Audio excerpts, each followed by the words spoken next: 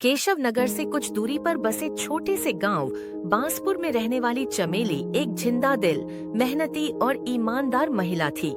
उसका पति बन्नू एक साधारण कुम्हार, घड़ा बनाने वाला था।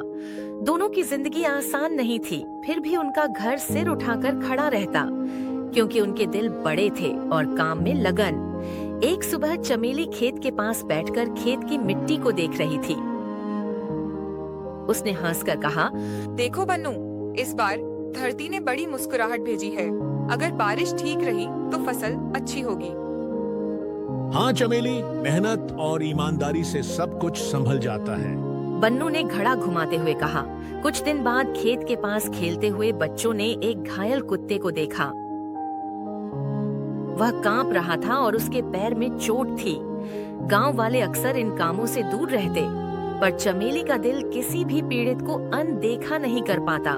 वह तुरंत वहां गई और कुत्ते को अपनी चादर में लपेटकर घर ले आई। हम इसको रख लें? बन्नू ने पहले थोड़ा हिचकिचाया। हमारे पास भी तो काम है। चमेली ने गले लगाकर कहा, हम किस काम के हैं अगर किसी की मदद न कर सकें? इसका भी कोई घर नहीं तो हम उसका घर बन जाएंगे। दोनों ने उसे पाला पोसा, दवा दी और धीरे धीरे कुत्ता ठीक होने लगा। चमेली ने उसे साहिल नाम दिया, क्योंकि वह किनारे से लेकर आया था और उसका दिल भी समुद्र जैसा बड़ा था।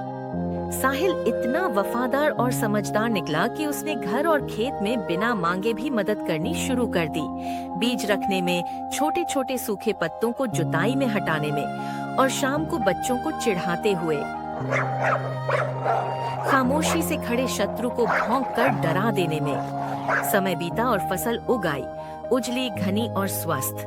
चमेली और बन्नू की मेहनत रंग लाई। गांव वाले तारीफ करने लगे। पर इस सफलता की खबर के साथ साथ ईर्ष्या की दूरी भी आ गई। गांव का जमींदार नवल सिंह, जिसकी हवेली पूरे क्षेत्र में कुख्यात थी, ने चमेली के खेत पर निगाहें जमाई। नवल सिंह हमेशा उन किसानों पर हाथ साफ करता जो कर्ज में डूबे होते, और अब जब चमेली खुशहाल लग रही थी तो उसने सोचा कि इसका लाभ तो मेरे पास ही आएगा। नवल सिंह ने अपने चापलूस गब्बर से कहा, देखो, यह चमेली बहुत बड़ी हो रही है। उसके खेत की मिट्टी तो मेरी तरह सोने से कम नहीं। थोड़ी सी चाल चली तो उसकी जमीन मेरे नाम हो सकती है। गब्बर ने ठहाका लगाया और अगले ही दिन जमींदार ने फैसला लिया कि वह चमेली से भारी ब्याज पर कर्ज देकर उसकी जमीन गिरवी रखवा देगा, और जब वह बकाया चुकाने में असफल होगी तभी उसकी जमीन जमींदार के नाम कर देनी होगी। एक रात चमेली के पेट में तेज दर्द उठा। वह गर्भवती थी और उसका स्वास्थ्य बिगड़ने लगा। डॉक्टर के पास जाने के पैसे नहीं थे। बन्नू ने गांव भर में उधार मांगा, पर लोग कहने लगे, इस जमाने में कौन बिना बचत के मदद देगा। बन्नू का सिर झुक गया। साहिल हर वक्त उनके पास हुआ करता। उसकी आंखों में चिंता थी, पर नामुमकिन कुछ भी नहीं था। अगली सुबह नवल सिंह के आदमी आए और बोले, चमेली, तुम्हें 3 दिन के अंदर ब्याज लौटाना होगा, वरना हम तुम्हारी जमीन ले लेंगे। चमेली ने कहा, हम हर संभव उपाय करेंगे। पर उसके पास कुछ नहीं था। रात में चमेली बेचैन थी। कुछ देर बाद वह सो गई। साहिल उसके पास चुपचाप बैठा रहा। अचानक चमेली को एक सपना आया। एक बूढ़ा साधु उसके ख्वाब में आया और बोला, जो सच्चे दिल से दूसरों की मदद करता है, उसकी मदद ऊपर से भी आ जाती है। साहिल को सचमुच तुमने बचाया था और अब वह तुम्हारा सच्चा साथी है। सुबह जब चमेली जागी तो साहिल उनके पास खड़ा था और उसके चेहरे पर अजीब सी गंभीरता थी। अगले दिन जब नवल सिंह की दावत और गांव वालों की बातें तेज हो रही थीं, साहिल ने अचानक खेत की ओर दौड़ लगाई और जोर जोर से भौंकने लगा। गांव वाले और जमींदार के लोग हैरान हुए। साहिल कुछ दूर जाकर रुका और उधर से आवाजें सुनाई दी। जंगल के किनारे बड़े पुराने पीपल के पास कुछ संदिग्ध लोग चुपके से चोरी करने की तैयारी कर रहे थे। साहिल ने उड़कर उन लोगों की ओर दौड़ लगाई और जोर जोर से भौंका। भीड़ का ध्यान वहीं गया।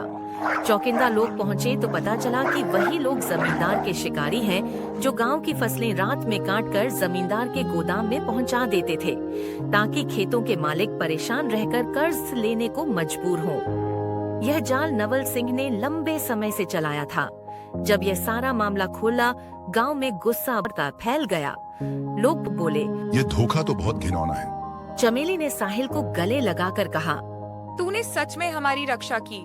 साहिल ने चुपचाप सिर हिलाया, पर नवल सिंह हार मानने वाला नहीं था।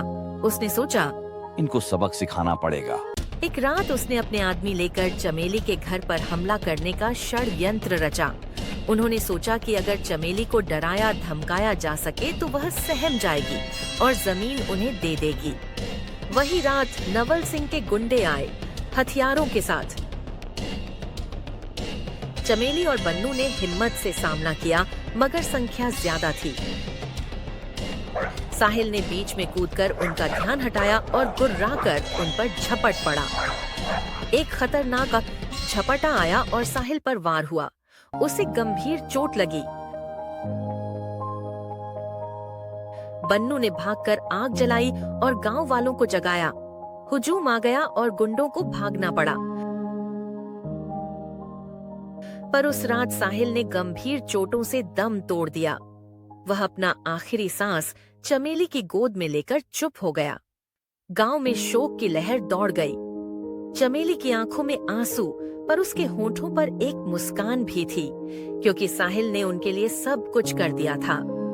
बन्नू बोला, उसने हमें बचाया, उसने हमारे जन्म का कर्ज चुकाया।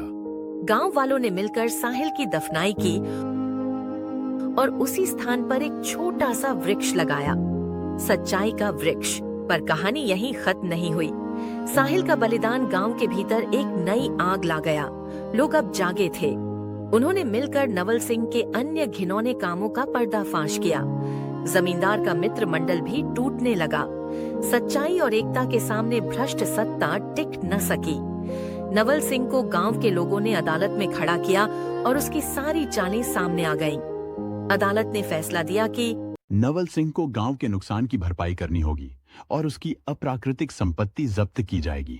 चमेली और बन्नू ने साहिल की याद में गांव में एक छोटी सी मेडिकल कोष और सहायता समिति बनाई, जिसका नाम रखा गया साहिल सहयोग समिति, जहां बीमारों का इलाज और जरूरतमंदों की मदद की जाती। वक्त के साथ वह छोटा सा वृक्ष बड़ा हुआ और उसके तले गांव के बच्चे खेलते, बूढ़े मिलते और लोग अपने दुख सुख बांटते।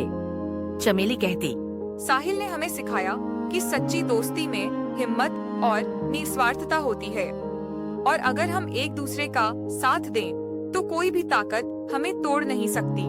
दोस्तों, ये कहानी अच्छी लगी हो तो लाइक कीजिए, सब्सक्राइब कीजिए और घंटी वाले बटन को दबाकर ऑल कर दीजिए, ताकि ऐसी ही हमारे सभी वीडियो आप तक सबसे पहले पहुंच जाए।